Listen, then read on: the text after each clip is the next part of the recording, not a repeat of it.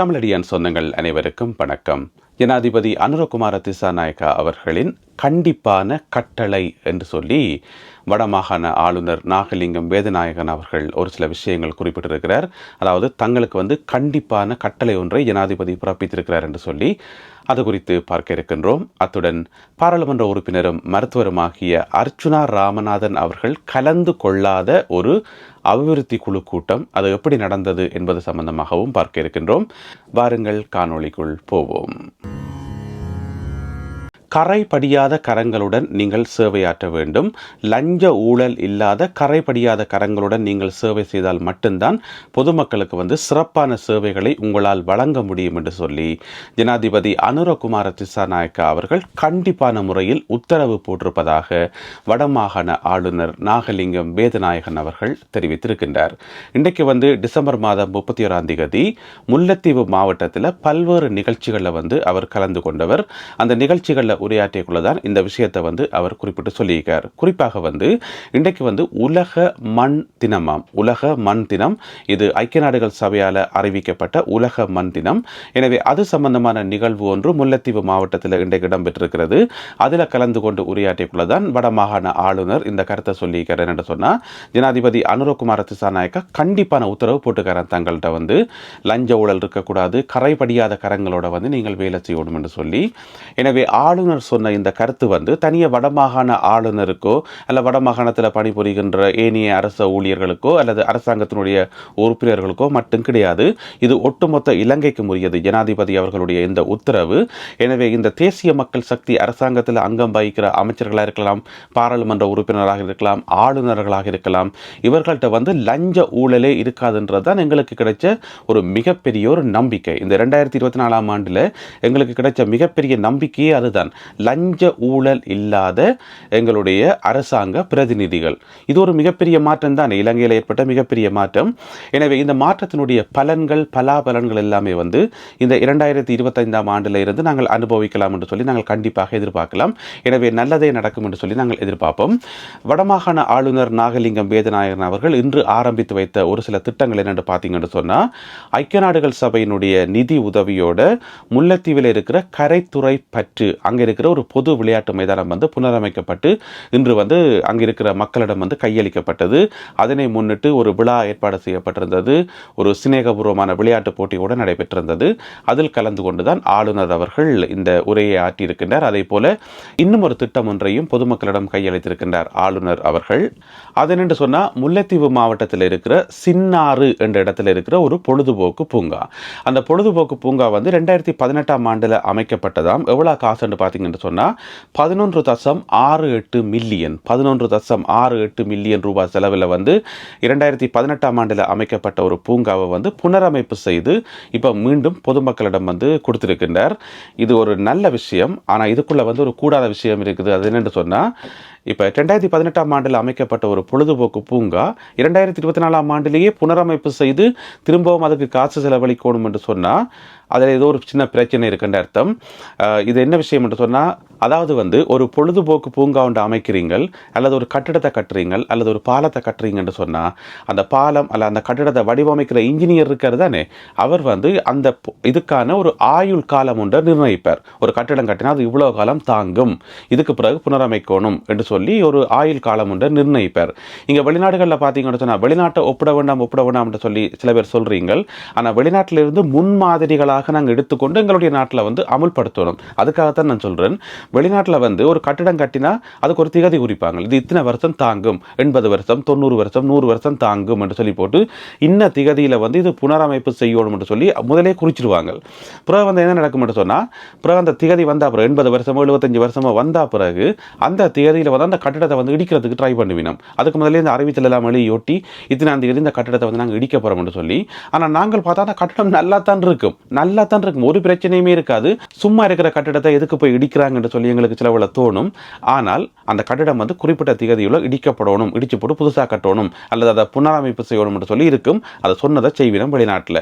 அதே மாதிரி எங்களுடைய மண்டலம் வந்து அமைக்கப்படுற எந்த ஒரு திட்டமாக இருந்தாலும் அது இனிமேல் அமைக்கப்படைக்குள்ள வந்து அது நீண்ட காலம் நிலைச்சி நிற்கணும். 2018ஆம் ஆண்டு ஒரு பொழுதுபோக்கு பூங்காவை உருவாக்கி போட்டு பிறகு 2024ஆம் ஆண்டில் 7 வருஷத்துக்குள்ள புனரமைப்பு செய்யணும் என்று சொன்னால் அது நல்லதில்லை.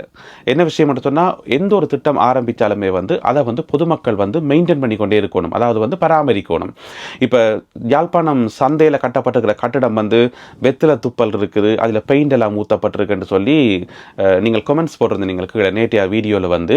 எனவே வந்து ஒரு கட்டிடம் வந்து புதுசாக கட்டி அரசாங்கம் கொடுக்குது அல்லது ஏதாவது நிறுவனம் கட்டி கொடுக்குது என்று சொன்னால் அதை எல்லாரும் சேர்ந்து தான் மெயின்டைன் பண்ணணும், எல்லாரும் சேர்ந்து தான் மெயின்டைன் பண்ணணும். ஏன்னா கட்டி கொடுக்குறாக்கள் வந்து பின்னாலே முன்னாலும் தெரிய முடியாது அந்த கட்டிடம் நல்லா இருக்கான்னு பார்க்குறதுக்கு. எனவே அதை பாவிக்கிற பொதுமக்கள் தான் வந்து அதை சரியான முறையில் வந்து மெயின்டைன் பண்ணணும். இது முக்கியமானது. நாளை 1ஆம் தேதியிலிருந்து கிளீன் ஸ்ரீலங்கா திட்டம் ஆரம்பிக்குது. இதுக்கு பிறகு வந்து நிறைய சட்டங்களும் நிறைய சட்ட மாற்றங்களும் பெறும் என்று சொல்லி நாங்கள் எதிர்பார்க்கலாம். எனவே எல்லோரும் சேர்ந்து போனதெல்லாம் போகட்டும், முடிஞ்சதெல்லாம் முடிஞ்சதாக இருக்கட்டும். இனிமேலும் எல்லாரும் சேர்ந்து எங்களுடைய நாட்டை வந்து சுத்தப்படுத்தணும். இப்போ ஒரு பேப்பரை வந்து நீங்கள் கீழே போட போறீங்கன்னு சொன்னால், ஒரு டொஃபி பேப்பரோ ஒரு பிஸ்கட் பேப்பர் இன்னொன்று கீழே போட போறீங்கன்னு சொன்னால் கீழே போட வேண்டாம். அதை கையில் கொண்டு போங்க, பாக்கெட்டுக்கு வச்சு கொண்டு போயிட்டு எங்கே பின் இருக்கோ அங்கே போடுங்க. அதிலிருந்து ஆரம்பிங்க. ஒரு சின்ன நடவடிக்கை, ஒரு சின்ன 1% செலவில்லாத சின்ன நடவடிக்கை. ஒரு பேப்பரை வந்து கீழே போடாமல் இருக்கிறது, ஒரு இடத்துல வந்து துப்பாமல் இருக்கிறது, துப்பைக்குள்ள வந்து அதில் வந்து கிருமிகள் பரவி யார் துப்பினாரோ அவருக்கே சிலவில் அதிலிருந்து வருத்தம் பெற வாய்ப்பு இருக்கு இல்லைன்றீங்களா? ஒரு தடவை ஒரு இடத்துல இருந்து வேலை செய்கிறார், 8 ஜங்கால துப்புறார், பிறகு அதிலிருந்து உருவாகிற கிருமி வந்து அவரையே தாக்குறதுக்கு வாய்ப்பு இருக்கு. ஓம் தானே? எனவே நீங்களே தேவையில்லாமல் அந்த சொந்த செலவில் சூனியம் வைக்கிறேன்னு சொல்லிவிடும் தானே? அதே மாதிரி நீங்களே துப்பியே நீங்களே வருத்தத்தை தேடுறீங்கள். எனவே வந்து இந்த மாதிரி விஷயங்களை நாங்கள் மெயின்டைன் பண்ணணும். எனவே வடமாகாண ஆளுநர் சொல்லியிருக்கார் என்று சொன்னால் ஜனாதிபதி அனுரகுமார திசாநாயக் அவர்கள் இந்த மாதிரி கட்டளை போட்டிருக்கார். அந்த கட்டளையின் அடிப்படையில் தான் நாங்கள் எல்லாரும் வேலை செய்கிறோம் என்று சொல்லியிருக்கார். எனவே இது வந்து ஒரு நல்ல நம்பிக்கையை எங்களுக்கு தெரியுது. அடுத்த வருஷம் இன்னும் நிறைய பலாபலன்களை வந்து நாங்கள் அனுபவிக்க போகிறோம். மருத்துவரும் பாராளுமன்ற உறுப்பினருமாகிய அர்ச்சுனா ராமநாதன் அவர்கள் கலந்து கொள்ளாத மாவட்ட அபிவிருத்தி குழு கூட்டம். ஏற்கனவே யாழ்ப்பாணத்திலேயும் கிளிநொச்சியிலேயும் மாவட்ட அபிவிருத்தி குழு கூட்டம் நடந்தது. அதில் மருத்துவர் அர்ச்சுனா ராமநாதன் அவர்கள் கலந்து கொண்டு எவ்வளவு விஷயங்களை வந்து வெளியில் கொண்டு வந்தவர், எவ்வளவு விழிப்புணர்வை ஏற்படுத்தினவர் என்றது எங்கள் எல்லாருக்குமே தெரியும். அன்றைக்கு நான் போட்ட ஒரு காணொலியில் வந்து சும்மா ஒரு வேடிக்கையாக பகுதியாக ஒரு விஷயம் சொல்லி நான் என்னென்னு சொன்னால், அதாவது வந்து இந்த கூட்டங்களில் வந்து ஒருவேளை டாக்டர் அர்ச்சுனா ராமநாதன் அவர்கள் கலந்து கொள்ளாமல் விட்டிருந்தா எப்படி செய்தி வந்திருக்கும் என்று சொன்னால், இந்த மாதிரி காலை 9 மணிக்கு ஆரம்பித்த இந்த நிகழ்ச்சி மாலை 5 மணி வரைக்கும் நடைபெற்றது. இதில் நேரெல்லாம் கலந்து கொண்டார்கள், முக்கியமான விடயங்கள் கலந்துரையாடப்பட்டது, அவ்வளோதான். இவ்வளோதான் செய்தி வந்திருக்கும். வேறு எந்த ஒரு விஷயமுமே வந்து எங்களுக்கு தெரிய வந்திருக்காது என்று சொல்லி நான் ஒரு பகுதியாக அந்த செய்தியை சொல்லியிருந்தேன். நான் உங்களுக்கு சொன்ன மாதிரி இன்றைக்கு ஒரு சம்பவம் நடந்திருக்குது. நேற்று 30ஆம் தேதி டிசம்பர் மாதம் 30ஆம் தேதி மட்டக்களப்பில் வந்து அபிவிருத்தி குழு கூட்டம் நடந்திருக்குது. அந்த அபிவிருத்தி குழு கூட்டம் சம்பந்தமாக வெளியில வந்த செய்தி என்னென்னு பார்த்தீங்கன்னு சொன்னால், பாராளுமன்ற உறுப்பினர் சாணக்கியன் அவர்கள் தன்னுடைய ஃபேஸ்புக்கில் வந்து எழுதியிருக்கிறார் ஒரு செய்தி. எப்படி என்று பாருங்க. இன்றைய தினம், அதாவது நேற்று டிசம்பர் மாதம் 30ஆம் தேதி இன்றைய தினம் இடம்பெற்ற மாவட்ட ஒருங்கிணைப்பு குழு கூட்டத்தில் இக்கூட்டமானது மாவட்ட அரசாங்க அதிபரின் ஒருங்கிணைப்பில் குழுவின் தலைவர் பிரதி அமைச்சர் அருண் ஹேமச்சந்திர தலைமையில் நடைபெற்றது. சரியா? இதில் கிழக்கு மாகாண ஆளுநர் கலாநிதி ஜெயந்தலால் ரத்னசேகர மற்றும் மாவட்ட பாராளுமன்ற உறுப்பினர்கள் உட்பட திணைக்கள தலைவர்கள் மற்றும் முப்படைகளின் உயர் அதிகாரிகள் உள்ளிட்டோர் இதில் கலந்து கொண்டனர். இவ்வளவுதான் செய்தி. இவ்வளவுதான் பாராளுமன்ற உறுப்பினர் சாணக்கியன் அவர்கள் வெளியிட்டிருக்கிற செய்தி. நேற்று மட்டக்களப்பில் நடந்த அபிவிருத்தி குழு கூட்டம் சம்பந்தமான செய்தி. அன்றைக்கு நான் சொன்ன செய்தி சரிதானே? அப்போ அன்றைக்கு நான் சும்மா வேடிக்கையாக சொன்னான், அதுதான் நடந்திருக்குது. வேறு எந்த விதமான விவரமும் பெரியல. இந்த கூட்டத்தில் என்ன கலந்துரையாடப்பட்டது, என்னென்ன திட்டங்களை பற்றி பேசப்பட்டது, என்னென்ன திட்டங்கள் வந்து செய்யப்படாமல் விட்டுருக்குது, எங்கெங்க லஞ்ச ஊழல் நடைபெற்றிருக்கிறது, ஏதாவது ஒரு விஷயம் வெளியில் வந்திருக்கா? ஒன்றுமே வேற இல்லை, ஒரு தகவலும் இல்லை. ஒரு பாராளுமன்ற உறுப்பினர், நான் சாணக்கியன் அவர்கள் மேலே கோவமா சொல்லல, ஒரு ஆதங்கத்தில் சொல்கிறேன், ஒரு சாணக்கியன் அவர்கள் பாராளுமன்ற உறுப்பினர் உங்களுடைய மக்களுக்கு நீங்கள் இவ்வளோ தகவலையும் தான் சொல்கிறீங்க. கூட்டம் நடந்தது, இன்னென்னார் கலந்து கொண்டவர், இதை தெரிஞ்சு கொள்றதுல எங்களுக்கு என்ன லாபம் இருக்குது? சொல்லுங்க பாபம்.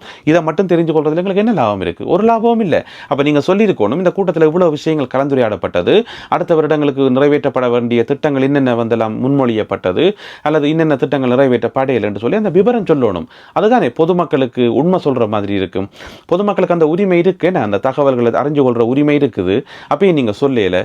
ஆனால் இந்த கூட்டத்துக்கு வந்து டாக்டர் அர்ச்சுனா ராமநாதன் அவர்கள் போயிருந்தா நிலைமை வந்து தலகளாக மாறி இருக்கும். அங்கே நடந்த எல்லா விஷயங்களும், மட்டக்களப்பு மாவட்டத்தில் நடைபெற்ற அபிவிருத்தியில் நடைபெற்ற நிறைய விஷயங்கள், அங்கே நடந்த லஞ்ச ஊழல் எல்லாமே வந்து வெளியில் வந்திருக்கும்.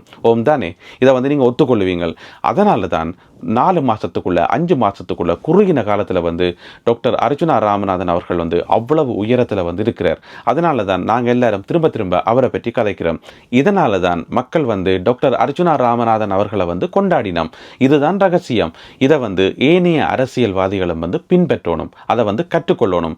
மக்களுக்கு வந்து எல்லா தகவல்களையும் வந்து வெளியில் சொல்லணும். அதோட நீங்களும் கூட்டத்தில் போய் கேள்வி மேலே கேள்வி கேட்கணும், நடக்கிற தவறுகளை வந்து தட்டி கேட்கணும். என்ன 2024ஆம் ஆண்டில் மட்டக்களப்பு மாவட்டத்தில் நடைபெற்ற அபிவிருத்தி பணிகளில் எந்த தவறுமே நடக்க இல்லையா?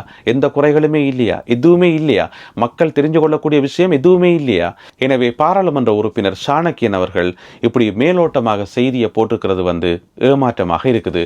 அதே நேரம் இன்னும் ஒரு முக்கியமான வேண்டுகோள். இப்போ பார்த்தீங்கன்னு சொன்னால் யாழ்ப்பாணத்தில் வந்து நிறைய பத்திரிகைகள் வருது. எத்தனை பத்திரிகைகள் வந்து கிழக்கு மாகாணத்திலேருந்து வருது, மட்டக்களப்பிலேருந்து எத்தனை பத்திரிகைகள் வருது ஒவ்வொரு நாளும்? நான் அப்படி கேள்விப்பட்டதே இல்லை. அதே மாதிரி யாழ்ப்பாணத்து யூடியூபர்ஸ் என்று சொல்லி நிறைய யூடியூபர்ஸ் இருக்கணும். யாழ்ப்பாணம் சார்ந்த பகுதிகளில் இருக்கிற நிறைய நிகழ்வுகளை வந்து வெளியில் கொண்டு வரினோம். இந்த மாதிரி அபிவிருத்தி குழு கூட்டம் நடந்தாலும் அதையும் வந்து வெளியில் கொண்டு வரினோம். அதே மாதிரி கிழக்கு மாகாணத்திலேயும் வந்து நிறைய யூடியூபர்ஸ் வந்து உருவாகணும். மட்டக்களப்பை தளமாக கொண்டோ திருவண்ணாமலையை கொண்டோ எங்கிருந்தோ கிழக்கு மாகாணத்தை மையமாக வச்சு நிறைய யூடியூபர்ஸ் வந்து உருவாகணும். அங்கே நடக்கிற எல்லா விஷயங்களையும் வந்து வெளியில் கொண்டு வரணும். இப்போ நாம் வந்து மட்டக்களப்பு யாழ்ப்பாணம் என்று சொல்லி பிரிக்கிறேன்னு சொல்லி அப்படி நினைக்காதேங்கோ. இப்போ யாழ்ப்பாணத்தில் இருந்து ஒரு யூடியூபர் மட்டக்களப்புக்கு போய் அதை கவர் பண்ணுறதுல அங்கே சம்பவமே முடிஞ்சிடும். ஓம் தானே. எனவே இங்கிருந்து அங்கே வரைக்கும் அவர் பயணம் செய்யவும் மாட்டார். முதல்ல வந்து கலைச்சிவிடம் இங்கேருந்து அங்கே போகிற கிடையாது, நிகழ்வு முடிஞ்சிடும்.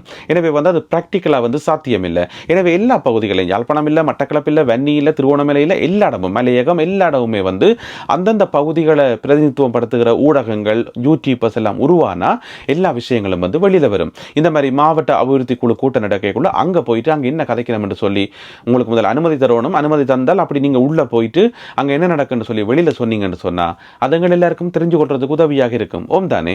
எனவே வந்து கிழக்கு மாகாணத்தை மையமாக கொண்டு பத்திரிகைகள் வரணும், யூடியூபர்ஸ் எல்லாமே வரணும். அது வந்து கிழக்கு மாகாணத்தின் ஒவ்வொரு மூல முடுக்கிலே நடக்கிற சம்பவங்களை வந்து வெளியில் கொண்டு வரணும். அதுதான் எங்களுடைய விருப்பம். அப்போதான் எங்களுடைய மக்களுக்கு, எல்லா பகுதியிலையும் வாழ்கிற எங்களுடைய மக்களுக்கு வந்து என்ன நடக்குதுன்ற விஷயம் வந்து தெரிய வரும்.